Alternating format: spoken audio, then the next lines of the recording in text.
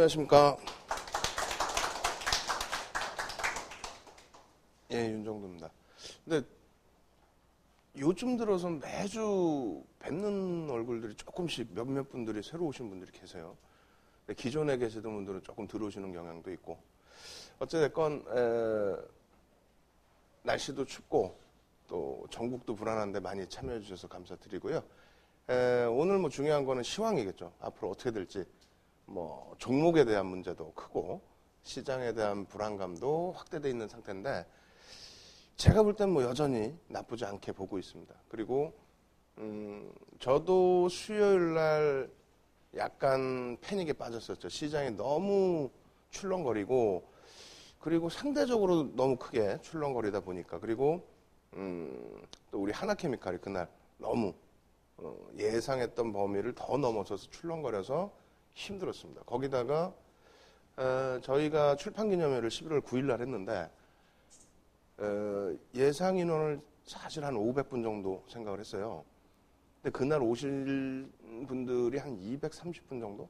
그러니까 절반 이상 못 왔습니다. 그러니까 증권사 직원분들은 거의 못 오시고 비상. 그리고 방송국 쪽에서도 거의 못 오셨어요. 못 오신 이유가 힐러리 클린턴이 될 줄 알고 준비하고 있던 거를 전부 다 바꿔야 되죠. 그러니까 특집 방송하고 난리가 나가지고 그래야 이제 또 못 오시고. 그러니까 뭐 오시고 안 오시고를 떠나가지고 많이 좀 패닉이었죠. 그리고 전문가분들 이 바닥에서 이제 좀 활동하신다는 전문가분들도 원래는 한 40, 50분 정도 오실 걸로 생각을 했는데 본인들이 뭐 다 힘드니까. 그래 그 다음날 이제 뭐 전화 오고 문자 오고 좀 했는데 어찌됐건 그 시장은 패닉이었습니다. 그러면 과거에 어땠는지 그런 걸 좀 놓고 보시면 되는데요. 오늘 시황은 그런 방면에서 좀 준비를 해봤습니다. 자, 일단 주간 글로벌 시장 동향 보시면 또 우리나라부터 보시면 장중 1931포인트까지 내려갔어요. 그죠? 1931. 트럼프가 예전부터 설명을 분명히 드렸습니다. 힐러리가 가능성이 굉장히 높다라고 말씀드렸고 지지율의 격차는 뭐 큰 의미가 없다. 가능성 부분이 힐러리가 높았는데 결국 뚜껑을 열고 보니까 트럼프 쪽의 우세로 끝났습니다. 그리고 선거인단의 우세였죠. 그러다 보니까 이제 선거 끝나고 나서도 뭐 자꾸 뭐 예전 엘고 나왔을 때처럼 똑같은 얘기를 합니다. 힐러리가 실질 득표는 조금 더 많다. 뭐 몇십만 명. 그 몇십만 명 무슨 의미가 있겠어요. 어쨌든 뭐 그쪽 방식대로 해서 당선이 됐고 그리고 이제는 시각이 조금씩 바뀌고 있습니다. 아직까지는 우리가 겁내하는 분 중에 하나가 이분인데 거의 뭐 김정은을 보는 수준으로 보시는데 그러지는 않고요. 지금은 좀 시각이 많이 바뀌고 있죠. 예. 그리고 목요일 날 엠모니 방송을 나가서 12분 동안에 요 관련된 내용을 말씀을 드렸는데 뒷부분에 나올 겁니다. 차분히 그때 설명드리고 미국은 오히려 뭐 어마어마한 랠리가 나오고 있어요. 어마어마해요. 어마어마해서 그냥 막 일봉이 막 이렇게 올라요, 이렇게. 그러면서 사상 최대치. 공화당을 선호했던 그 국민들 입장에서는 뭐 축제 분위기가 되겠죠. 보수주의. 뭐 우리나라도 사실은 마찬가지예요. 우리나라도 이제 일본과의 역사적인 문제가 있기 때문에 일본은 굉장히 싫어하는 부분이 있고 또 중국도 사실 규모 면에서는 뭐 진짜 큰 국가죠. 그럼에도 불구하고 예전에 좀 못 살던 그런 시점이 있었기 때문에 중국에 대해서도 자꾸 뭐 예전에 떼놈이라고 그랬나요? 아주 옛날에? 하여간 그런 시각을 좀 갖고 있는데 그것도 다 보수주의입니다. 우리는 겪었죠. 영국의 브렉시트에서 겪었습니다. 보수주의를 표방한다고 해도 그것은 정치의 논리인 거고 금융시장의 논리와는 별개입니다. 그래서 미국도 이렇게 안정화를 찾고 사상 최대치 고점 행진을 한 거는 당선인이 이제 인사, 코멘트를 할 때에 나 금융시장에 대해서 또 향후 이제 글로벌 시장에 대해서 또 뭐 어떤 그 국가 간의 협약, FTA라든가 뭐 이런 부분에 있어서 FTA는 뭐 우리나라에 국한되어 있는 거지만은 뭐 우리나라 이외에도 이제 얘기한 부분들이 있죠. 그리고 이제 중국 쪽, 그리고 이제 북미 그렇게 해서 나토도 탈퇴하겠다. 뭐 이런 것은 정치적인 논리였다라는 것을 스스로가 유화적으로 얘기를 했어요. 그렇게 하고 그 트럼프 당선인이 예전 뭐 김정일도 아니고 김정은도 아니고 어디 후진국의 독재자여서 내 맘대로 할게. 이게 되지가 않습니다. 그게 되지가 않기 때문에 정상적인 절차를 밟아서 정상적으로 가야 되는데 그거는 외교 관계에 굉장히 큰 오류를 남기게 되는 게 되죠. 그러니까 어떤 협약은 상관없습니다. 예를 들어서 부시 대통령이 당선되고 나서 교토정서를 우리는 안 해 그런 거라고 뒤집어 버렸죠. 그리고 이제 파리 기후 협약 같은 거 이런 거 같은 경우는 이거 필요 없어. 나는 북극곰이 뭐 물에 빠져서 헤엄치고 다니는 건 봤지만 얼음 녹는 건 못 봤어라는 우스갯소리를 하고 다녔었죠. 근데 그것도 뒤에 자세히 설명드리겠습니다만 일단 정책적인 변화의 기준이 일부 있는 거지 전체 흐름이 문제가 되진 않습니다. 그리고 여기서 하나 더 말씀드릴 거는 최근 들어서 이제 야간에 뭐 와우 쪽이나 이런 쪽 방송 끝나면 인사도 해야 되니까 같이 미팅도 하고 했는데 나스닥이 일부 빠졌어요. 그냥 단순 논리로 시장을 보시면 안 된다는 거예요. 나스닥이 좀 눌렸습니다. 근데 나스닥이 눌린 게 뭐 예를 들어서 쭉 가다가 트럼프 됐어 이게 아니고 쭉 가다가 미국 그 다우는 계속 가는데 나스닥은 가다가 요 정도. 다우보다 좀 덜 갔다가 어제는 오늘 아침 어떻게 됐어요? 같이 갔죠? 예. 그러니까 뭐 잠깐 얘기하는데 야 나스닥 난리 났다 추풍낙엽이다 뭐 애플이 하락하고 애플 다우에 들어가 있어요. 예? 애플 다우에 들어가 있어요. 나스닥에 있는 게 아니고. 그리고 중요한 거는 공화당 얘기하면 뭐 얘기합니까? 공화당 얘기하면은 방산입니다. 무조건. 1차적으로. 예? 에너지 1차 또 방산. 방산 업체들이 최근 7년 동안 시장 대비해서 랠리가 더 나왔습니다. 그러니까 전통적으로 공화당이었는데 오바마 정부에서 계속 방위산업 비용을 확대를 했어요. 계속 확대했습니다. 내년에 예산도 확대를 합니다. 16%인가 증액을 오바마가 결정을 해줬어요. 근데 그게 어떠한 연유가 있냐면 우리나라라든가 지금 이것도 뒤에 나올 텐데 환율 조작국 있죠? 환율 조작국. 또 환율 관찰 대상국 뭐 이런 거. 근데 이제 환율에 관련된 부분 또 한 가지가 양적 완화. 양적 완화를 하면서 미국이 채권을 막 찍어낼 거 아닙니까? 그걸 누가 사줘요? 누가 사주냐면은 제일 많은 게 중국. 중국. 그 다음에 뭐 일본, 사우디, 독일, 우리나라, 대만, 스위스 여기서 다 사주는 거예요, 채권을. 그러다 보니까 중국 쪽이 대미 흑자가 가장 많고요. 그 다음에 이제 2위권부터 이제 우리나라라든가 이런 데가 조금 있는 겁니다. 근데 거기에 대해서 환율 부분, 수출을 그렇게 해갖고 가야 되는데 환율 부분을 야, 니네 환율 조작국이야. 야, 니네 환율 뭐 1,000원 밑으로 깨내. 뭐 혹은 뭐 방위산업 비용 뭐 더 내놔. 그게 안 된단 말이에요. 안 돼요. 그래서 방산업체들은 정부에서 그럼 지원해주고 야, 채권 원래 찍어서 팔았으니까 환율 부분에 대해서는 일부 조정해주고 엔화 같은 경우 굉장히 약세를 띄고 있죠, 지금. 엔화 같은 경우에 이렇게 올라왔다가 이렇게 됐다가 지금 요 정도. 근데 지금 반등이 이렇게 나오고 있습니다. 요것도 뒤에 보여드릴 거예요. 그러니까 결론적으로 현재 기준에서 나스닥만 뭐 기술주니까 빠지고 다우는 가고 그러진 않습니다. 그리고 더 중요한 거는 트럼프는 말 그대로 정치적 기반이 없어요. 여러분들이 굉장히 불안해할 정도로 정치적 기반이 없습니다. 사실 고 노무현 전 대통령은 정치적 기반이 없다고 표현을 하지만 실질적으로는 정치적 기반이 있죠. 트럼프에 비해서는. 트럼프는 완전한 그냥 그 옛날 정주영 회장님? 좀 비교 자체가 좀 애매하긴 한데 그 수준입니다. 그래서 금수저로 태어나서 한번 망했다가 다시 자수성가해서 그분들은 그 좀 심하게 표현하면 다단계 사업에서는 아주 신적인 분이에요. 그죠? 우리나라 뭐 뉴스키나 아메이에서 그분의 책, 또 키요사키 부자아빠 가난아빠의 책, 그건 뭐 바이블입니다. 이러고 메고 다니면서 이해도 못하면서 막 뿌려요. 이런 사람처럼 될 수 있다고. 그렇게 해서 베스트셀러 52주간 올라가 있었죠. 1위에. 그리고 자기가 그 진행했던 프로그램, 장수 프로그램도 있었죠. 그리고 트럼프 얘기 나온 김에 저도 적어와서 이제 막 헷갈려요. 기억도 안 나. 이게 뭐냐면은 로또 번호 아닙니다. 예. 로또 번호는 아니고 요 수치 부분을 쭉 알려드릴게요. 예. 이 로또 번호는 아니에요. 예. 이게 뭐냐면 자 트럼프에 대해서 자꾸 우리가 김정은처럼 우리나라 언론에서 표현하고 미국 언론 일부 그런 걸 갖고 왔는데 민주당이 여당이었잖아요. 오바마는 잘했어. 지금도 오바마 정부의 지지율은 높습니다. 근데 자 보시면 백인의 58%가 이번에 지지를 했답니다.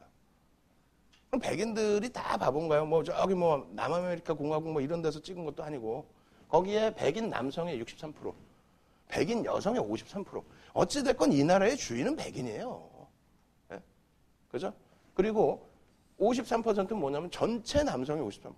뭐 히스패닉인이 뭐 유색인종 다 합쳐서. 그다음 전체 여성이 42%. 이거는 이제 언론의 영향을 좀 받은 부분이 있을 수 있죠. 또 이제 뭐 성별 조화가 있었으니까.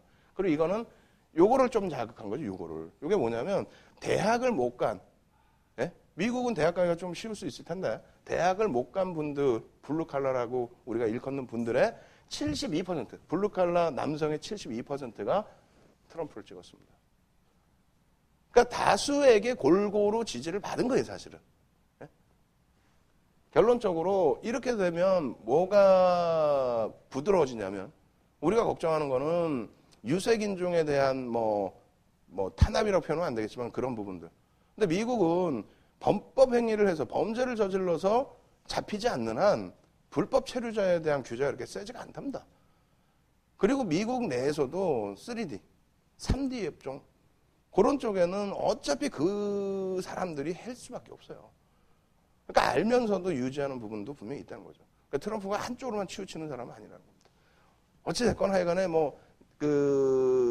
공화당 쪽, 공화당 쪽, 민주당 쪽의 정책하고는 오바마 정부에서부터 많이 전통 정책하고는 바뀌어왔고요. 그리고 트럼프 자체도 공화당 출신이 아닙니다. 민주당과 공화당을 왔다 갔다 했던 분이고, 그리고 정치적 기반 자체가 달라요. 다르기 때문에 자기의 생각대로 조금 갈 수 있는 가능성도 있습니다. 그래서 막 불확실성을 조장하는 그런 내용보다는 일단 예전의 전통적인 것을 너무 바라보면 안 된다. 그리고 특히 방산업체 같은 경우는 미국의 방산업체가 수혜인 거지 우리나라에서 미군을 철수할 수 있으니까 뭐 방산업체가 말도 안 되는 얘기죠. 그거는. 그래서 차분하게 그런 건 나중에 놓고 보자. 그리고 이제 우리나라가 유독 약세고요. 독일이나 전체적인 유럽 그리고 일본 전부 강세입니다. 전부 강세. 선진 시장이 대부분 강세. 그리고 이제 우리나라하고 대만 항생이 상대적 약세. 근데 특히 우리나라는 전국 불안 때문에 큰 약세. 121선 이하로 뚝 떨어져 내려와 있는. 그러면 동남아 쪽에서는 왜 그러냐?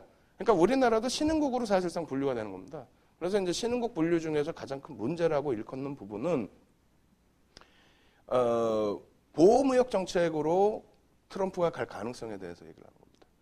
근데 이제 그 오바마 정부에서도 그러니까 힐러리도 경선 지나고 대통령 이제 경쟁을 할 때 공약 내용이 거의 사실은 둘 다 비슷해요. 둘 다 비슷합니다. 일단 소비를 진작시키겠다. 그 다음에 인프라 구성. 예전 도로 이런 거 다 다시 만들어야 된다 해서 서로 돈을 얼마나 더 쓰겠다. 그 정도 차이. 그리고 또 뭐가 있을까요? 비슷비슷한 공약이 많고요. 조금 차이 나는 부분에 있어서도 같아졌어요. 그러니까 보호무역 정책 자체가 영국의 브렉시트 터지고 트럼프가 그걸 주구장창 외치고 블루칼라의 72%의 남성이 찍어주고 와 표가 몰리는데 그러다 보니까 힐러리도 우리도 좀 보호무역 정책으로 강화할 거야. 이런 얘기를 했는데 그러한 부분 때문에 관세에 대한 부담 요인 또 환율에 대한 부담 요인. 근데 실질적으로는 그렇지 않다라는 거죠. 예, 트럼프 자체가 또 박근혜 대통령하고 또 통화를 했죠.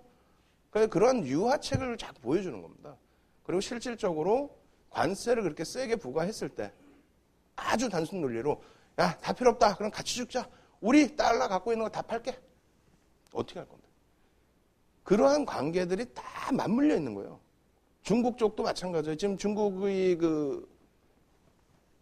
위안화 자체가 약세로 돌아서 있거든요. 예? IMF의 SDR 편입되고 위안화가 약세입니다. 그럼 위안화가 약세가 어디에 대한 약세냐? 달러 대비 약세입니다. 그리고 나머지 국가 대비해서는 다 강세입니다. 근데 달러 대비 약세면 미국 의회에서 환율 조작국으로 계속 언급을 했는데 제재를 해야 되죠. 못합니다. 대미 흑자가 어마어마하게 나오는데도 제재를 못합니다. 왜? 채권 무지무지하게 사잖아요. 세계 1위입니다. 지금 왜 안 보이고 1위 중국이. 그러니까 그런 것까지 맞물려 있어요. 그럼 트럼프가 그걸 알든 모르든 그 파트별로 보자는 분들이 이래서 이건 안 됩니다. 이 정도로 가야 됩니다. 그 수준이에요. 그래서 동남아 쪽이나 우리나라나 좀 약세 띄는 아시아 전체적으로 약세 띄는 부분은 안정화가 될 수 있다. 이렇게 말씀드리는 거고요. 지금 사상 최대치 고점 행진이죠. 그러니까 그 앞전에 트럼프가 우세했건 말건 접전을 했건 말건 불확실성 때문에 눌려진 부분이 3개월이라면은 그 전에 양봉 크기 정도 수준 요만큼만 눌린 거예요. 3개월 동안 찔끔찔끔. 뭔가 굉장히 우리는 불안했는데 결론은 이쪽은 찔끔찔끔 눌리다가 불확실성 해소되고는 팡 치고. 뭐 힐러리가 됐으면 더 갔을까요? 에이, 그러지도 않아요. 그죠?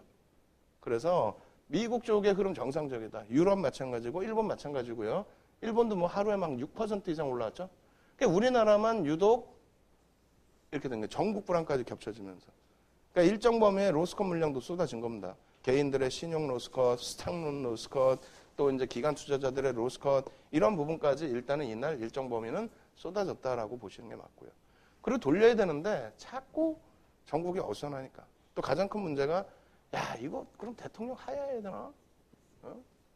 뭐 이런 부분까지 얘기가 나오다 보니까 굉장히 어수선한데 결론적으로는 앞서 말씀드린 것처럼 정치와 금융은 연관성은 있지만 완전한 별개입니다. 별개이기 때문에 다시 얘기한다면 여기에서 불안해서 주가가 만약에 지수가 급락이 나왔다면은 그렇다면은 외국계 또 공격을 받게 되죠. 어떤 공격을 받습니까? 회사 그 전체적인 국가 PER이 우리나라가 15.5배 정도 돼요. PER이 그리고 평균 그리고 PBR이 1.1배 정도 수준에 움직입니다. 근데 이것이 훼손이 돼서 뭐 14배다, 13배다, 뭐 이것이 훼손이 돼서 1.0배다, 0.9배다 이렇게 되면은 이거 조금만 안정화되면 이거 다시 제자리로 올 건데 하는 외국계 자금들 유입. 근데 그거 들어오기 전에 어제 하는 총재가 뭐라 말씀하셨죠? 하는 총재가 얘기한 게 그거예요. 전국 불안과 트럼프 때문에 금융시장의 출렁거림, 변동성이 확대됐는데 이 부분에 대해서는 언제든지 시장에 개입할 용의가 있다. 확실하게 얘기를 했어요. 그러면서 하나 더 했던 얘기는 하지만 내가 보는 시각에서는 트럼프가 그렇게 과하지 않다. 정책이 혹시 뭐 국가 간의 FTA나 이런 부분을 다시 뒤집는다 할지라도 가능성이 좀 희박하고 그것이 원인이 돼서 조정받는 것은 오히려 이쪽이 과하다. 그렇게 언급을 했습니다. 그래서 하는 쪽에서도 이제 뭐 여기서 더 충격을 받는다면은 대처할 용의가 있고요. 예전 그 노무현 전 대통령, 고 노무현 전 대통령의 탄핵이 설마하다 실질 진행이 됐을 때 진행된 날이 불확실성 확대, 변동성 확대고 그날이 끝입니다. 그죠? 그날 이후에 싹 돌려서 랠리가 나왔죠. 오히려. 그리고 이제 거꾸로 야당이, 그때 당시 야당이 집중 포화를 받고. 그래서 더 이상의 혼란은 그렇게 해서 조정은 과매도, 지금도 과매도 권역이고요. 글로벌 시장 대비해서. 그리고 더 내려왔을 경우에는 우리나라 펀더멘털 상으로도 완전한 저평가로 내려갑니다. 그렇게 이해하십시오. 그리고 월봉 수급 부분도 우리가 우려했던 그런 수급은 아니에요. 어찌됐건 외국인이 13조 들어와서 시장 땡겼거든요. 그럼 여기에 대해서 이제 선물 많이 팔지 않았느냐. 선물을 많이 팔았다는 건 뭐냐면 주식을 이만큼 갖고 있는데 시장이 깨지면 선물해서 해지를 하겠다는 겁니다. 이만큼 가지고 있던 게 10,000원에 샀어요. 이만큼을. 10,000원에 샀는데 9,500원으로 내려오면 500원 손실이잖아요. 그럼 선물을 매도해갖고 있으면 선물이 내려옴으로써 그만큼의 수익이 발생되죠. 해지입니다. 가지고 있는데 선물을 때렸다 해지입니다. 해지하는 거예요. 그걸 가지고 선물을 많이 때렸으니까 뭐 쭉 빠진다. 아니에요. 그건 선물을 많이 때렸다. 굉장히 많이 때렸다. 그러면 그것은 단기적인 조정을 암시합니다. 사실상. 근데 주식을 갖고 있다는 거는 단기 조정이 있는데 나는 주식을 팔 정도는 아니야. 예? 주식을 팔고 싶지는 않고 그렇다고 갖고 가기엔 손실이 좀 있으면 그러니까 선물로 했지. 오케이. 그렇게 해서 선물 다시 사들이기 시작할 때 현물 다시 사들이면서 땡겨버리면 글로벌 시장하고 같이 키높이가 됩니다.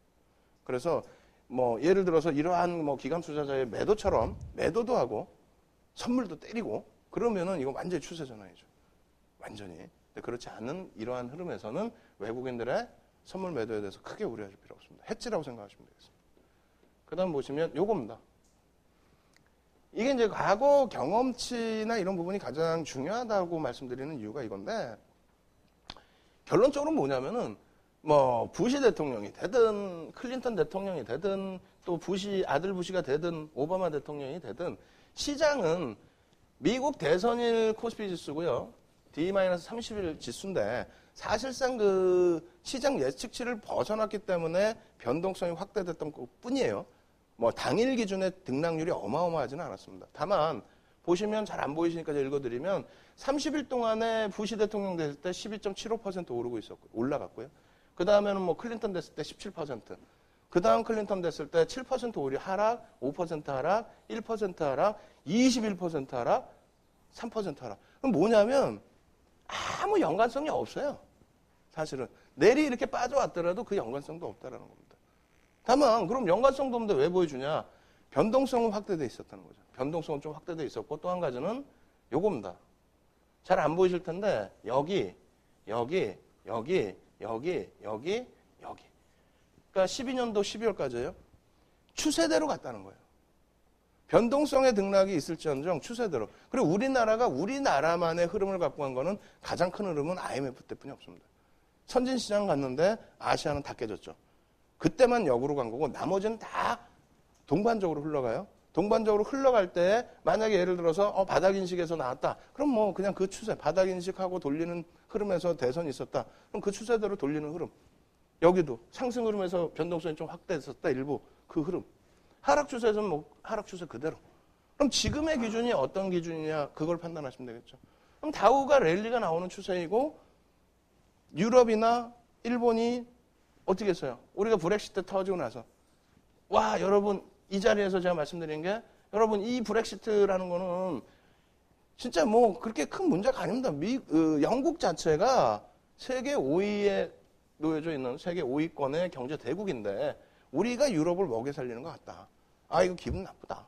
그리고 이민자들이 자꾸 사고 친다. 일자리도 빼앗고. 그래서 정치인들이 저를 뽑아주시면 2년 후에 브렉시트 투표를 할게요. 별것도 아니에요. 유럽 탈퇴에 대한 투표할 게 그거예요. 그래 그럼 탈퇴해버리자. 이렇게 된 거예요. 그래서 영국만 그러면 보호무역 정책으로 가겠다는 거예요. 한번 출렁거리고 다 시장 제자리죠. 영국도 제자리입니다. 근데 재미났던 게 뭐라 그랬어요? 영국이 이렇게 돼서 막 다들 겁내고 야 이거 빨리 금리 인하해서 시장 바로 잡고 무슨 영국 금리 인하 안 했어요. 그 다음 달에 했습니다. 그리고 지금도 야 할 거야 나. 브렉시트 할 거야. 그래서 지금 하드 브렉시트라는 단어를 쓰는 거예요. 야당은 야 하지 마. 투표도 하지. 왜 그래? 우리가 후진국이야? 국민들이 이렇게 하자고 했으면 된 거야. 나 할 거야. 하드 브렉시트. 그 충격 없죠 시장에. 그죠? 그러면 이거를 바탕으로 아베가 그렇게 아베노믹스 막 추가적으로 진행하고 하려고 노력을 했는데 아베가 추가적인 양적 완화를 할 수 있는 위치가 됐음에도 불구하고 추가적인 양적 완화 맨날 기대했는데 안 했어요. 네? 추가적인 양적 완화 안 한다고 6월부터 해서 브렉시트 이전부터 해서 일본이 장중에 금리 안 내려가지고 막 풍랑 나오고 우리 같이 동반 하락하고 막 그랬었거든요. 지금 뭐 기억도 잘 안 나시겠죠. 근데 그 당시 기준에 명분이 생겼는데도 안 했다는 거예요. 유럽도 추가 양적 완화에 명분이 생겼는데 안 했다는 거예요. 지금 무슨 얘기냐면 그만큼 세계 경기가 이제는 바닥을 논할 수 있는 수준이고 미국 같은 경우에 금리를 올리는 수준으로 경기가 살아나주고 있다.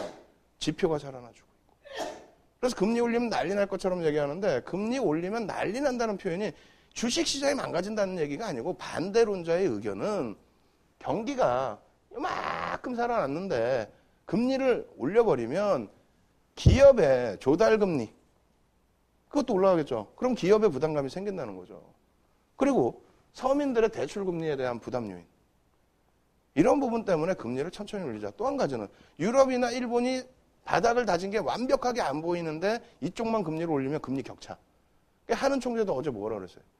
미국이 금리 올린다고 우리가 무조건적으로 금리 올리는 건 아니다. 우리는 조금은 여유가 있다. 이러고 얘기하고 있단 말이에요.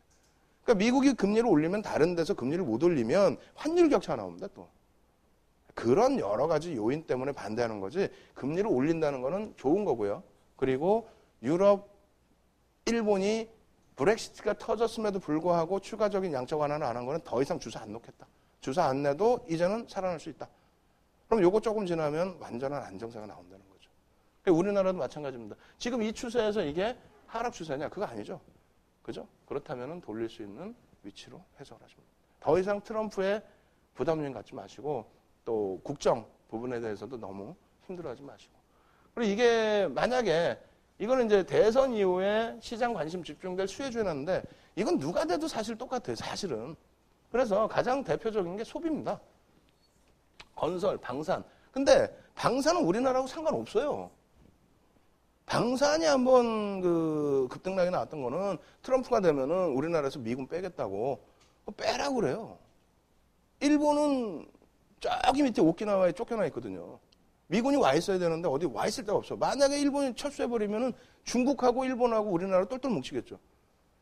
우리가 지금 저희 어릴 때도 북한을 배울 때 북한의 그 김일성에는 그 또리 장군의 그 돼지 막 이렇게 뚱뚱한 돼지가 또리 장군의 그 김일성이었고 그리고 뭐 괴뢰군은 다 1위, 1위였고 그 교과서에도 그렇게 표현을 해놨잖아요. 그 세뇌가 그렇게 무섭다는 거예요. 중국을 우리가 막연하게 미워하죠. 중국을 왜 막연하게 미워해? 미국에 대한 그 세뇌를 받은 거죠. 이제 중국도 이제 완전한 공산주의이긴 하지만 독재거나 뭐 이런 건 아니잖아요. 그죠? 어찌됐건 미국이 발을 빼는 순간 일본과 우리나라와 중국은 똘똘 뭉칠 수가 있는 거예요. 그럼 무역이든 뭐든 머리 아프죠, 미국도. 그래서 일본에 놔둬야 되는데 어디 놔둘 데가 없으니까 오키나와. 그러니까 우리나라도 서울 한복판에 있다가 옮겼죠. 이거 이제 우리나라 국민성이 더 확대되고 힘이 더 커지기 시작하면 이거 이제 막 저기 제주도 밑에 어디 가 있고 그런다고. 마라도 뭐 이런데. 그거를 우리가 원해서 있는 주한미군이 사실은 제가 볼 때는 좀 아닐 수도 있다라는 거. 아닐 수도 있다. 그래서 미군을 철수를 못 합니다. 제 상식으로는. 철수를 할 수가 없고, 뭐 우리를 지켜주기 위한 것이 아니라 철수를 할 수 없고. 그렇게 된다면 방산업체하고는 상관이 없는 거예요. 우리나라 방산업체하고. 거꾸로 우리나라 방산업체는 오히려 미국에 이제 수출을 할 수 있는 길이 있다라고 했을 때에 미국 쪽의 방위산업 비용 자체 예산이 증가하고 있죠. 계속. 오바마 정부에도 증가했고 아마 트럼프가 전통 공화당 기준이면은 계속 증가시킬 수 있는데 모르겠어요. 뭐 독자적인 분이라. 그래서 요건 좀 더 지켜보시고. 건설도 마찬가지입니다. 건설도 우리나라가 가서 지어주는 거 아니에요. 도로라든가 이런 걸 우리가 가서 지어주지 않습니다. 건설도 사실은 그 유럽 쪽이 더 세죠. 또 미국도 있고. 다만 이제 뭐 두산 바켓 같은 이제 소형 포크레인 만들고 이런 쪽의 매출의 증가. 이 부분을 두산 인프라코어가 이제 막 강조를 해서 내주고 있는데 일단 주가에는 많이 반영돼 있습니다. 바켓 쪽에도. 하지만 좀 관심은 뭐 가져보실 수가 있겠죠. 요거. 그다음 소비 같은 경우에는 IT 쪽입니다. 그것도 뒷부분에 보여드릴 거예요. 소비, IT. 그리고 이 소비를 활성화시키면은 중국 쪽 경기도 살아나죠. 근데 이거는 양쪽 다 그렇게 하기로 한 거예요. 경기 살리려고 다 했던 거니까. 그리고 이제 신재생 에너지 부분, 이 부분에 대해서는 논란이 굉장히 많은데,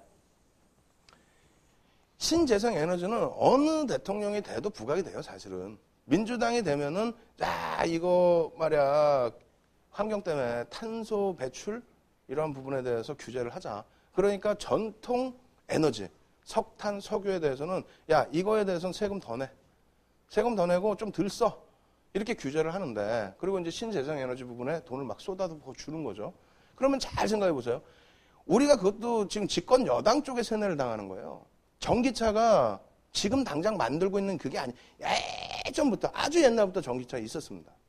있는데 활성화를 못 시키는 이유가 유가가 진짜 유가자 어마어마하게 올라서 가지고 진짜 서민이 휘발유를 샀을 수 없을 정도로 되면은 난리가 나겠죠. 그때는. 주유소가 있으니까 기름을 넣지 않습니까? 충전소가 없잖아요. 전기차 배터리 충전소가. 그걸 누가 만들어줘요? 이걸 정부에서 지원해 준다고? 개인 사업을?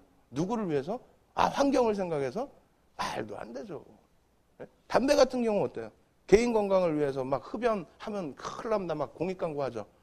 담배 회사를 없애지 왜? 근데 민간 회사잖아요. 못 건들죠, 그런 거는. 마찬가지입니다. 지금 공화당 쪽이 얘기하는 게 그런 얘기인 거예요. 트럼프가 얘기하는 게 그거예요. 왜 신재생 에너지 한다고 특정 사업에 대해서 왜 정부가 그 돈을 지원을 하느냐? 그걸 따지는 겁니다. 그래서 그 지원을 막겠다는 거예요. 막고 전통 에너지에 대해서는 석탄도 쓰고 석유도 써. 여태까지 세금 많이 내게 했던 거를 규제 완화해 줄게. 그리고 광구 개발 더 해. 해저 여기까지 하던 거 좀 더 해. 해가지고 규제를 완화시켜주겠다는 겁니다. 그러면 전통 에너지가 어떻게 됩니까? 올라가죠. 올라갑니다. 그리고 전통적으로 공화당은 약달러 기조로 갑니다.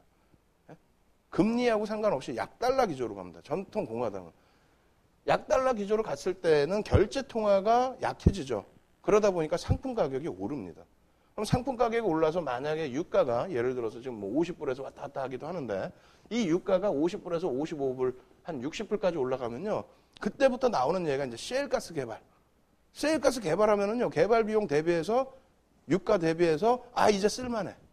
근데 유가가 30불에 그럼 개발해봐야 적자야. 경제 논리상.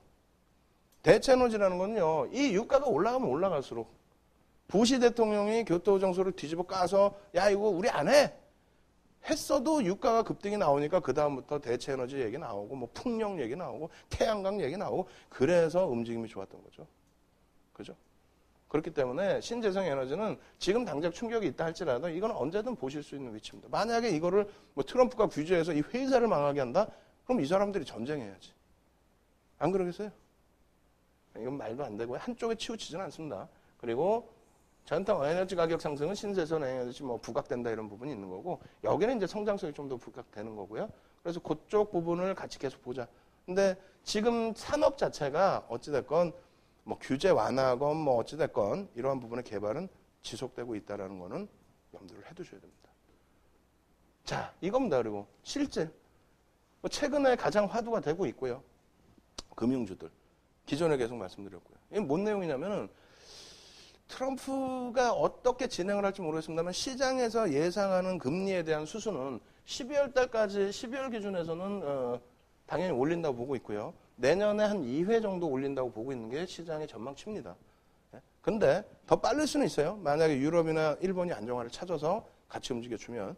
근데 이것이 트럼프 당선인이 이번에 나와서 막 얘기했던 부분 중에 하나가 금리를 좀 조속히 올리겠다라는 얘기도 했었던 부분이 있단 말이에요. 그거는 이제 정치 논리죠. 근데 이제 그런 부분이 실질화되면, 그렇게 되면 금리가 조금 더 빨라질 수 있습니다. 그리고, 그거에 대해서는 이제 뭐 차분히 놓고 보자라고 코멘트를 했는데, 옐런 의장이 바뀔 수가 있어요. 옐런 의장이, 2018년 초인가요? 그렇게 해서 이제 그 권한이 이제 그때까지인데, 그 이후에 이제 뭐 당연히 트럼프 쪽의 임무를 세우겠죠. 그렇게 됐을 때 어떤 성향일까 그때 좀 봐야 됩니다. 근데 일단 어찌됐건, 금리 부분을 낮추거나 동결 상태로 가진 않아요. 성향 자체가 일단은. 그리고 미국 경기 자체가 그렇고요. 그래서 미국 금리가 올라온 시기, 아까도 말씀드린 것처럼 금리를 올리면 뭐 난리 날 것 같이 얘기하지만 절대 아니다. 그리고 작년 정확히 9월입니다. 작년 9월부터는 금리를 올릴 수 있는 신호, 그러니까 비농업 분야에 대한 고용 지표나 실업률이 나올 때, 그럴 때 좋게 나올 때 시장은 갔습니다. 좋게 나왔으면 금리를 인상할 확률이 높은데 그런데 시장은 갔다는 거예요. 만약에 지표가 안 좋으면 시장은 무너졌고 그 앞전에는 금리를 안 올리면 좋은 거라고 해석을 했는데 그렇지 않다는 겁니다. 결론적으로 2004년 6월까지 이제 동결돼 있던 금리를 7월부터 올립니다. 올려가지고 17차례를 한 번도 안 쉬고 매번 올립니다. 매번이라는 얘기는 뭐냐면 1년에 8차례 열립니다. FOMC가. 1년에 8번, 2년 해갖고 16번, 그리고 한 번 더 올려서 17번. 2년 이상을 올린 거예요. 올려서 금리 자체를 매번 올릴 때마다 0.25%포인트를 올렸는데 1% 기준에서 5.25%까지. 그때 당시에 시장은 랠리였습니다. 폭등 랠리가 났습니다. 전 세계 경기가 다 살아났을 테니까. 결론은 신한지주의 월봉 보시면 여기서부터 여기까지는 시장 수익률이었습니다. 512포인트에서 시장이 900포인트대까지 올라왔을 때 시장 수익률 정도.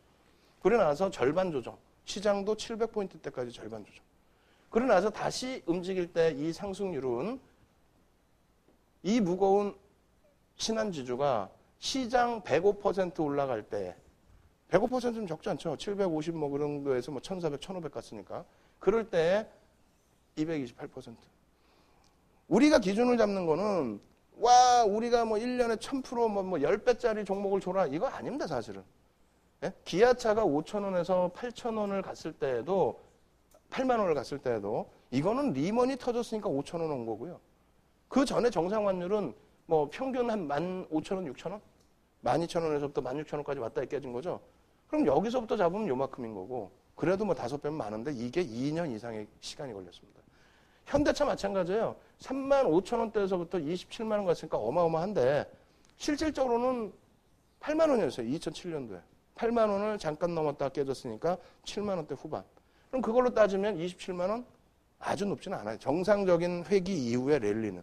이것조차도 2년 이상 걸렸습니다. 1년의 상승률 혹은 이것도 뭐 2년이긴 합니다만 시장 대비 강한 종목을 원하시는 거죠. 시장은 가거나 시장은 횡보하고 있는데 조선주, 철강주처럼 횡보장에도 맨날 깨져 내려가는 종목이 아니라 뭔가 계속 올라가는 종목을 원하시잖아요. 그게 시장 주도주입니다.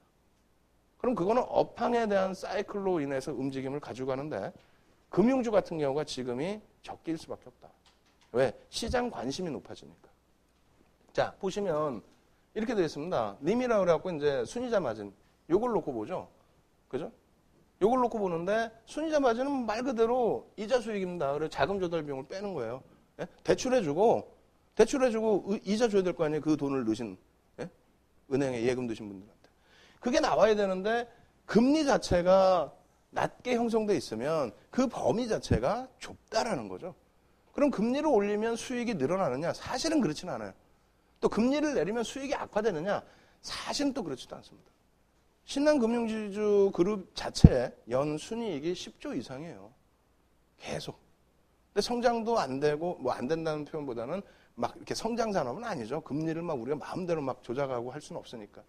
결론적으로 관심에 놓여진다는 겁니다.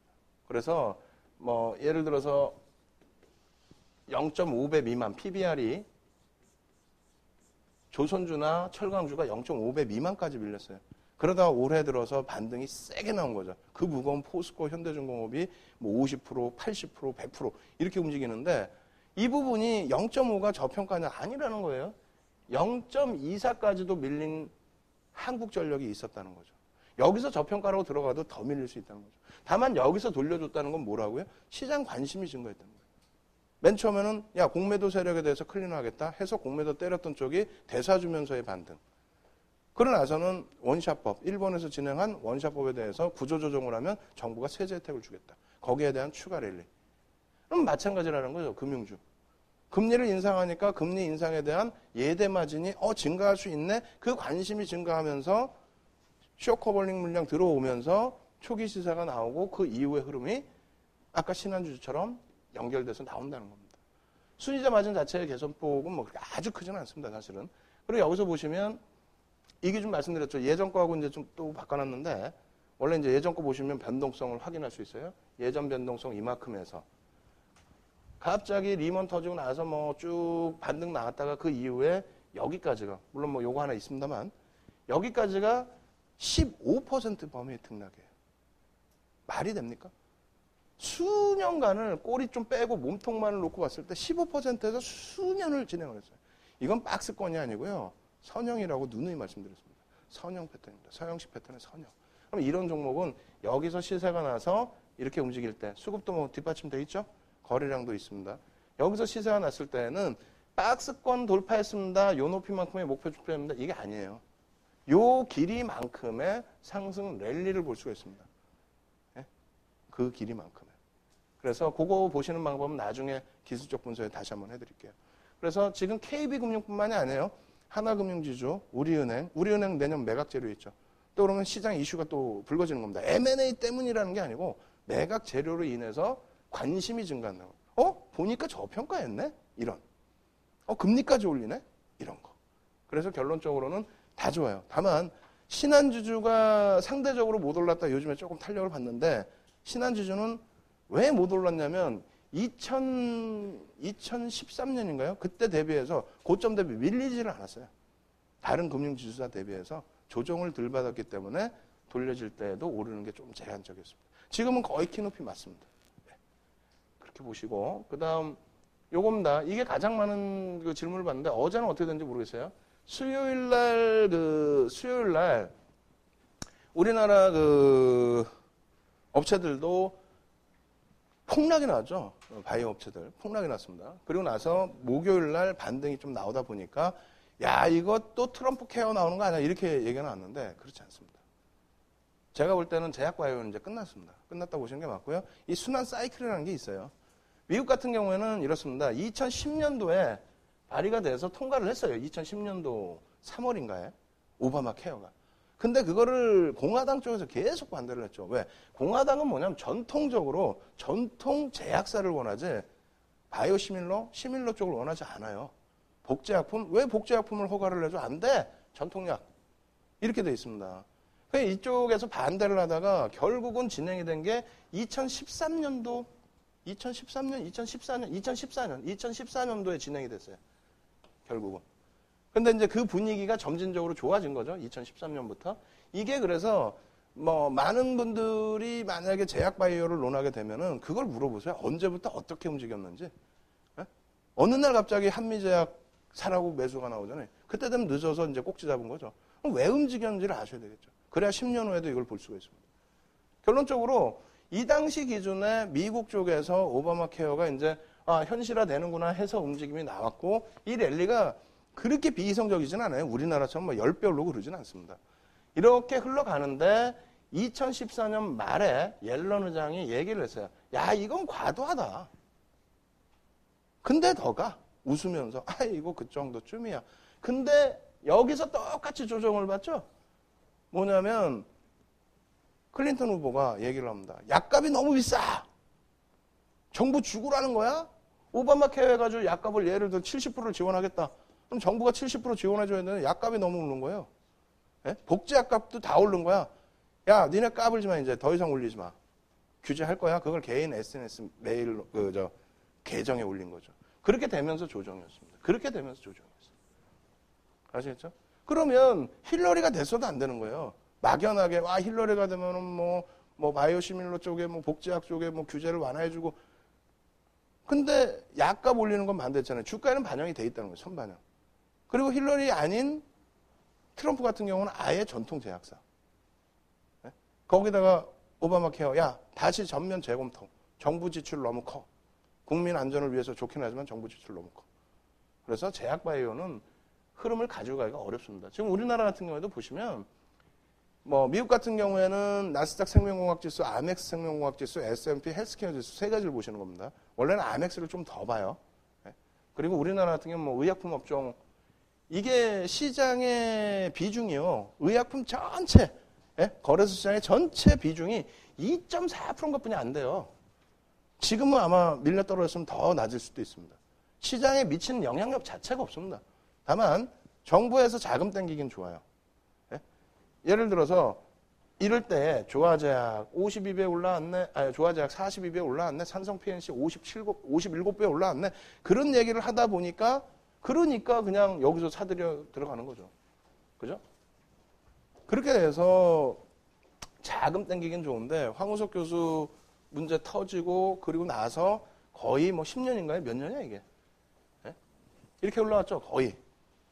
거의 없어요. 없다가 이번에 마지막에 정점에 달했을 때 오히려 정점에 달했을 때 옐런이 야 이거는 너무 과도하게 움직인 거야 라는 그러한 코멘트에 이게 뭔 소리지? 라고 관심을 갖다 보니 우리나라 쪽도 2014년도에 오바마 케어 했네? 시밀러 쪽이 좋네? 이러다 보니까 여기서 이상 급등인 거죠, 사실은. 거기에 이제 요즘에는 좀 음모론도 있죠. 뭐가 있어요? 우리 순실 누님 또 자금이 일로 몰렸다는. 조단위의 자금이 이렇게 막 펀드 자문사로 이렇게 막 쫙 깔아놨는데 그쪽에서 뭘 갖고 장난을 칠까 하다가 였죠. 아주 꿈에 부풀릴 수 있는 종목들이잖아요. 그런 얘기도 사실은 지금 흉흉하게 나오고 있습니다. 어찌됐건 이렇게 돼 있고 요거 잠깐 반등이 있다고 해서 이걸 가지고 반등의 기조다라고 보기에는 수급 논리나 또 실적 논리에 안 맞는다라고 말씀드리고 싶습니다. 그리고 이제 지금 늦게 오신 분들은 요게 다 녹화가 되고 있어요. 그래서 홈페이지에 강연에 예전 것도 강연에 다 있습니다. 그러니까 앞부분 시황 들으실 분들은 들으시고요. 그 다음이 이겁니다. 그러니까 이게 뭐냐면 엠머니에서 목요일 날 연락이 왔어요. 연락이 와가지고 그 특집 방송 한 뭐 12분짜리 해가지고 트럼프 관련된 요거 좀 해달라고. 그래서 갖고 간 자료예요. 질문 내용인 작가분이 써주신 게 이제 트럼프가 미치는 금융시장의 영향 그리고 이제 피해 업종이 뭐냐. 그래 피해 업종에 대해서 말씀드리는데, 그러니까 저는 그런 얘기를 해요. 무슨 얘기를 하냐면 예를 들어서 저는 사이버 전문가입니다. 사이버 애널리스트. 심하게 장이 안 맞고 제가 말씀드린 종목이 곤두박질 치고 그러면은 사이버 애널리스트가 아니라 사이비라고 그러죠. 네? 사이비입니다. 근데 저희 이제 회사에 27년 경력 되신 분이 계세요. 증권사 경력 27년. 고려대 통계학과를 나오셨는데 이분이 12년간 리서치 센터장을 하셨어요. 그러니까 이쪽에 뭐 선후배도 많고. 그러니까 이분 같은 경우에 시황을 이제 자주 뭐 이렇게 보기도 하고 하는데 의견은 좀 많이 다릅니다. 의견은 좀 많이 다른 부분도 있고. 이 말씀 드리는 이유는 제가 지금부터 열심히 공부해도 이분만큼의 위치 못 갑니다. 저희 직원도 마찬가지고 사이버 애널도 마찬가지예요. 그럼 사이버 애널은 사이버 애널이 할 수 있는, 그러니까 방송 뭐 와우TV든 SBS, CNBC든 M1이든 나가서 내가 전문가입니다 하고 얘기할 수 있으려면은요, 공부를 해서 이분처럼 리서치 센터장급의 지식을 쌓는다? 그거 못합니다. 아무리 해도 못해요. 다른 사람은 비교할 필요는 없겠구나. 블룸버그 통신이나 이런 통신망 말고 블룸버그 단말기가 따로 있어요. 한 달에 몇백만 원 주고 쓰는. 그걸 보는 이유는 우리는 지금 이 월봉 차트 보시면 2003년 1월부터 이렇게 해놨잖아요. 만약에 블룸버그로 본다. 그러면은 수십 년을 다 볼 수 있습니다. 서울대의 그 전자도서관을 가도 거기에 다 있어요, 사실은. 근데 이게 다 유료이기 때문에 짧게 보여주는 거예요, 짧게. 블룸버그 통신 보면은 이런 데이터도 길게 볼 수 있고 여러 가지. 결론적으로 그렇게 할 수 있는 역량도 못 되고 사이즈도 크지는 않습니다. 다만 할 수 있는 거는 예를 들어 현대차다. 그럼 현대차에 대해서 향후 최소 3년 전 보고서부터 해서 지금까지 보고서를 다 본다는 거죠. 그럼 좋게 평가한 거, 나쁘게 평가한 게 조금씩 나뉠 겁니다. 그럼 좋게 평가한 이유, 나쁘게 평가한 이유. 그걸 다 보고 얘기를 해야 되는데 여러분들이 지금 모든 케이블 방송에서 특집이다 해가지고 트럼프 수혜주, 그 다음에 클린턴 수혜주, 만약에 아직 결과 안 나왔다면 클린턴 수혜주. 그죠? 근데 그거를 보고서를 쓴 애널리스트가 몇 명 없어요. 우리나라에 그 보고서가 몇 개 안 나왔습니다, 사실은. 그 몇 개 안 나온 보고서를 가지고 기자분들이 썼죠. 쓰다 보면 오타도 있을 수 있어. 근데 방송 나온다는 분들이 그거 그대로 갖고 나서 그대로 읽어요. 자기 생각은 없어. 그러니까 막연하게, 자, 방위산업업체가 갑니다. 7년 동안 랠리가 나와 있는 상황인데 간데 왜? 공화당은 그게 수혜주랍니다. 랍니다가 그냥 자기 것처럼 얘기해. 안 되죠. 안 돼요. 그러면은 자동차가 안 좋습니다라는 얘기는 그다지 별로 안 나오는 상태에서 목요일인가에 아마 현대차하고 저희가 급락을 했어요. 그랬더니 그걸 또 굳이 해석을 하는데 뭐라고 하냐면 멕시코 쪽인가? 어디 이제 그 공장을 딱 짓고 있는데 트럼프가 돼가지고 이 제재가 심해지면 머리 아프고 미국이 보호무역 정책을 하니까 모든 공장 우리나라로 들어와서 우리나라에서 만들어 별의별. 우리나라에 와서 우리나라에 공장 만들어 그러면요. LG화학 같은 경우에 배터리 공장 미국에다 지으면서 어마어마한 돈을 쏟아붓죠. 그러니까 미국 정부가 어마어마한 수혜를 줬죠. 착공식인가요? 기공식이라는 뭐라 그래요? 그 첫 삿부는 날 오바마 대통령까지 왔죠. 그래서 LG화학 주가 폭등을 했죠. 오히려 좋지, 그게 악재야. 그럼 제가 생각할 때는 그게 맞다 할지라도 전문가라면 다른 모습도 보여줘야지. 어떤 거? 아주 간단하잖아요. 현대차 그룹이 어려운 건 별게 없습니다. 별게 없어요. 자, 보시면 2003년부터 2004년도에 현대차 올라올 때는 우리나라 환율도 약세를 뗐어요. 1140원에 기준을 두고 이렇게 흘러왔습니다. 그러니까 정부가 방어를 해준 거예요. 서민들 죽거나 말거나 그런 부분에 있어서는 고 노무현 대통령이 잘하신 게 없어요. 그 부분은. 서민들 죽거나 말거나 1140원에 딱 막아놓고 수출주만 호황. 서민들은 수입 물가가 비싸지니까 서민들은 죽는 겁니다. 그렇게 해서 하여간에 막아놨을 때 현대차 랠리가 나왔고 삼성전자 랠리가 나왔어요. 그러다가 2007년도에 환율이 얼마까지 깨지냐면 900원까지 깨집니다.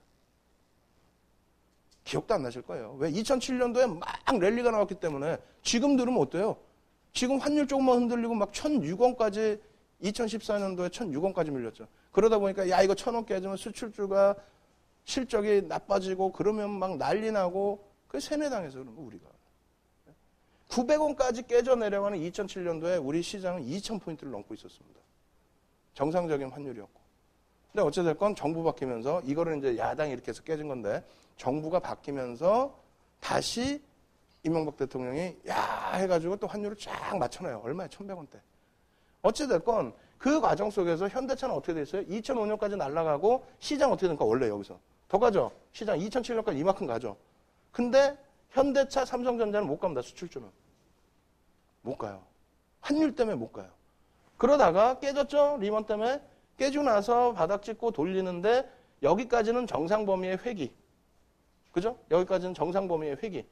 근데 그 다음에 움직이기 시작하는 게 뭐냐면 엔화가 어마어마한 강세를 띱니다. 여기서도 물론 강세였지만 어마어마한 강세. 그 시장이 안정되고 눈을 뜨고 다시 보니까 이만큼의 강세가 돼버린 거예요. 엔화가. 현대차하고 싸우는 게 일본 차인데 소형차는 두 군데뿐이 안 만들잖아요.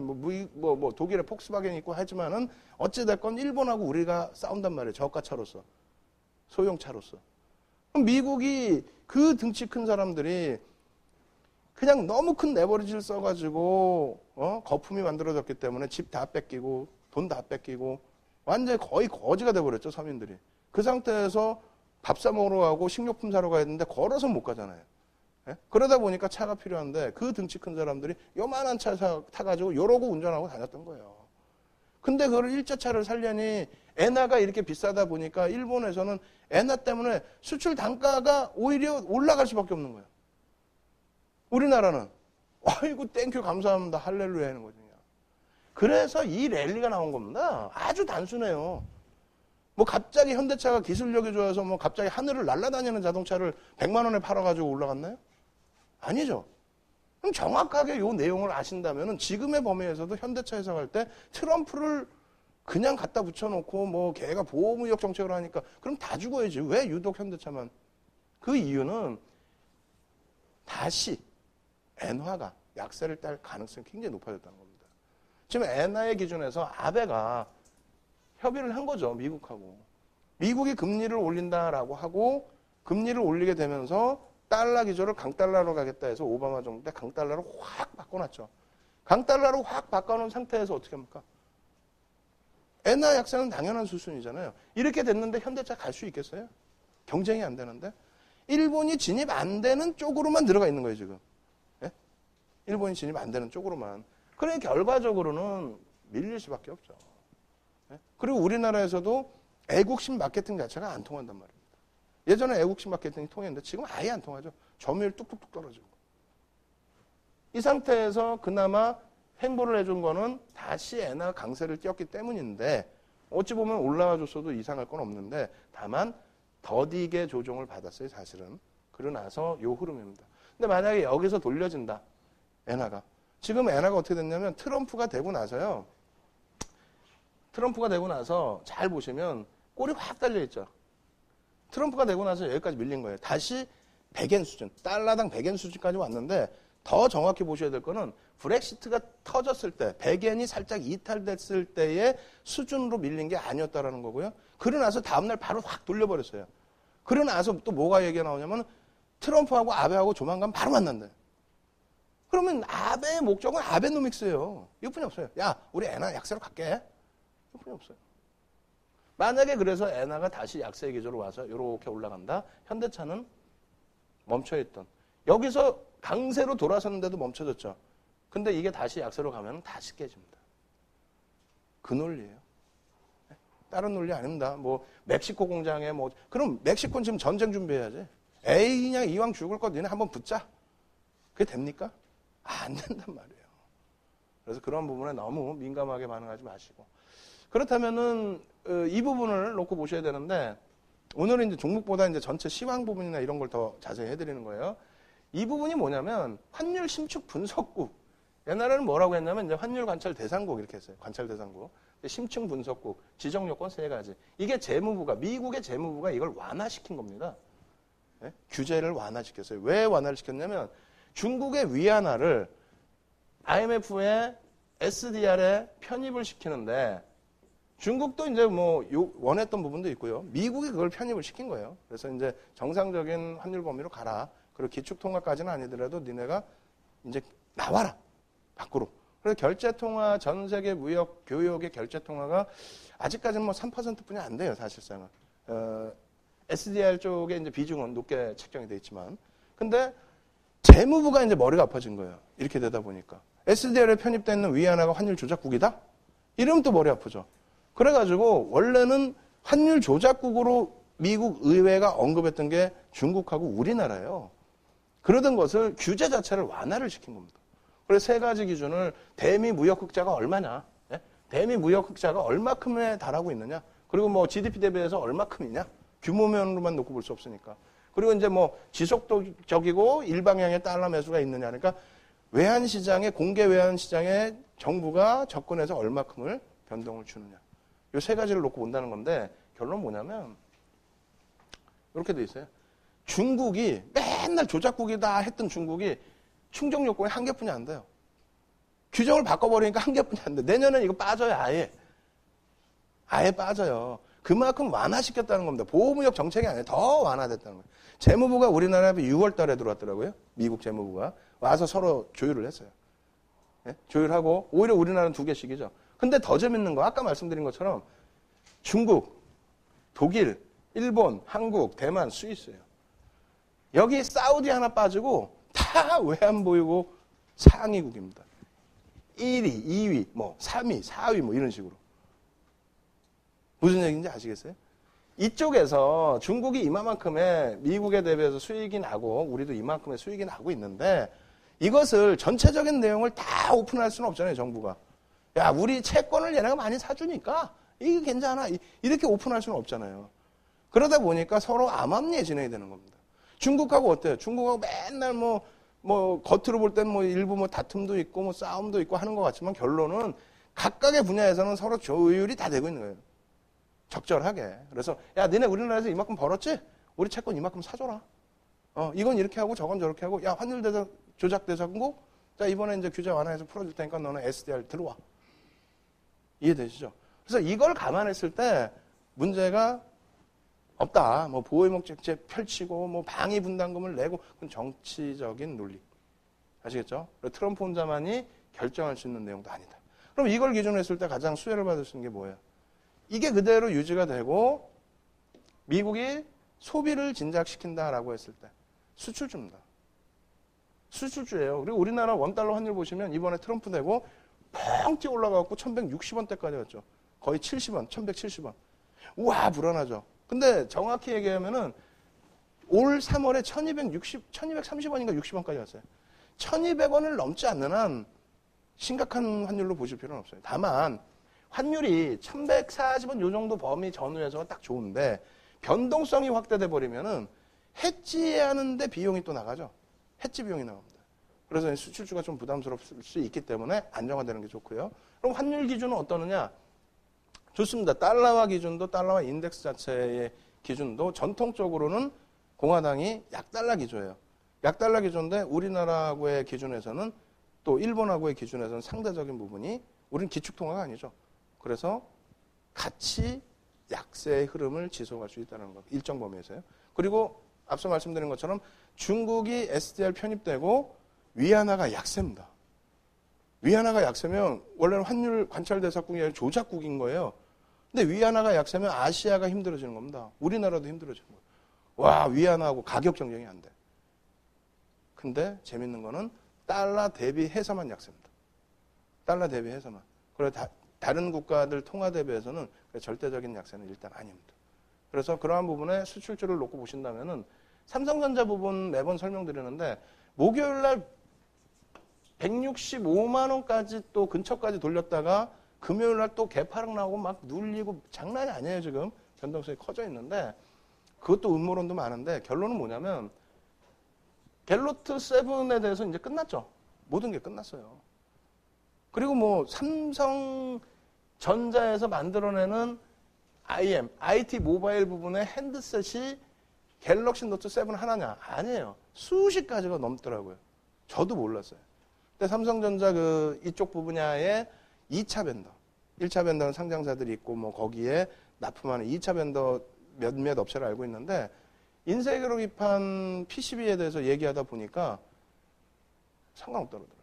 수십 개가 있고 또 동남아 쪽에 뭐 저가 폰 나가고 뭐 고가 폰 나가고 그 사이에 하나가 있는 거죠. 한 상품이. 그래서 그게 또 완전하게 다 손실로 연결되는 건 아니고 일단 어찌됐건 전체 매출 기준에서 삼성전자의 IM, IT 모바일 부분은 2015년 기준에서 약 52% 정도 됩니다.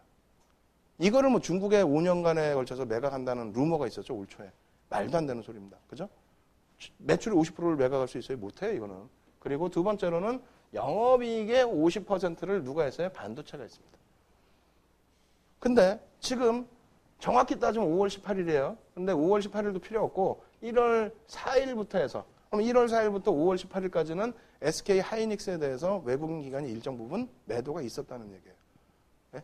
그거를 다 감안하더라도 1월 4일부터 지금 오늘 현재까지 기준해서 우리나라에서 가장 많이 산 외국인 기관 쌍끌이 매수 종목. 그게 하이닉스라니까요. 1조 6,500억이었나요? 지난주에 봤을 때? 1조 6,500억 정도. 무슨 얘기냐면은 지금 반도체 부분에 있어서의 업황호조가 지속되고 있다는 겁니다. 그리고 애플이 잘 되면 삼성전자도 좋아요. 반도체 글로 다 느니까.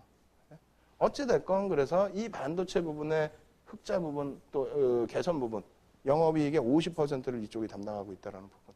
그러면 삼성전자의 논리도 트럼프 관련해서 얘기가 되는 거니까 미국의 소비 진작 부분에 있어서 당연히 가전이 포함되는 겁니다. 그죠? 거기에 삼성전자 첫 번째.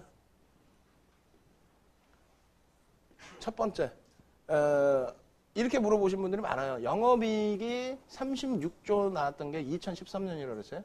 내년에 지금 갤로트 7 문제 뭐 안고 뭐 어쩌고 해서 한 33조로 예상합니다. 그럼 내년보다 13년도가 더 실적이 좋았었는데 근데 주가가 더 올라간다는 게 말이 되느냐? 말이 됩니다. 말이 되는 게 첫 번째 이유가 뭐 어떤 이유에서 그건 너무 길어지면 안 되니까 짧게 설명드리면 자사주 매입 5%에 달하는 11조 원의 자사주 매입을 했죠. 올해 들어서. 그거 다 이익 소각. 유통 물량의 감소, 뭐 유통 물량 감소는 기술적인 부분이고 주당 가치의 상승. 주당 가치의 상승이 나오는 겁니다. 한 주당 가치의 상승. 그래서 예전 36조보다 33조가 더 크게 느껴질 수 있다. 또 한 가지는 화폐 가치의 훼손. 네. 화폐 가치의 훼손인데 일단은 미국이나 독일 같은 경우 또 일본도 마찬가지예요. 일본 또 우리나라 매번 보여드렸는데 제가 좀 게을러져 갖고 이 차트를 안 만들어놨죠. 지금 보시면 미국 같은 경우가 어찌됐건 그 바닥 찍은 게 2009년 3월에 바닥을 찍습니다. 여기서부터 올려놓은 게 이제 180%가 넘게 올라왔어요. 그죠? 독일 같은 경우에는 요 같은 기간 동안에 올라왔던 게 최고점이 200%가 넘었다가 지금 한 180%대에 놓여져 있습니다. 일본 같은 경우에는 한 130%대, 130%인지 더 되겠네요. 그죠? 그리고 우리나라 같은 경우가 100% 수준. 깨져 내려가서 900까지 있다가 올라왔으니까. 이게 그럼 무슨 영향일까요? 화폐 가치 훼손이죠. 그러니까 장이 좋을 때 올라가는 거는 유동성 장세라고 합니다. 그거는 경기가 좋아져서 돈이 풀려서 경기도 좋고 그러니까 막 사고 쓰고. 근데 지금은 경기가 좋지는 않다라고 말씀드렸죠. 그 기준에 있어서 화폐 가치의 훼손 부분. 그래서 요 위치에 다 놓여져 있는 거고요. 여기서 경기가 좋아지면은 그 부분에 대한 랠리가 이제 본격적으로 나오는 겁니다. 그러니까 우리나라 같은 경우에도 마찬가지예요. 삼성전자의 2003년도 그때 당시에 우리나라 화폐 가치보다는 지금은 화폐 가치가 더 훼손이 돼 있다는 거죠. 그러니까 주가 부분은 더 올라와 있는 게 맞다는 겁니다.